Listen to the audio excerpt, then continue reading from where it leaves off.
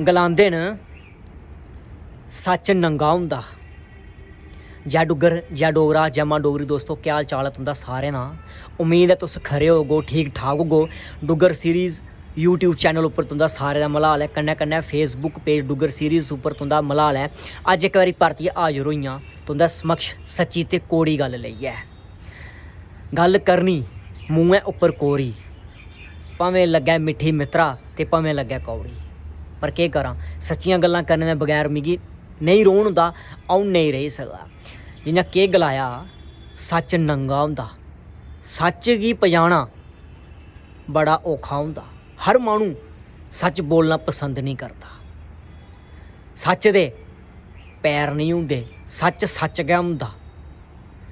इस्सै गल्ला अ'ऊं अपने भ्राएं गी, देवियें गी, सज्जनें गी, मित्तरें गी इ'यै गलाना चाह्न्ना, जिन्नी बी तुंदी जिंदगी है, जिंदगी दे बिच सच बोलना सिक्खो, सच कन्नै रौह्ना सिक्खो।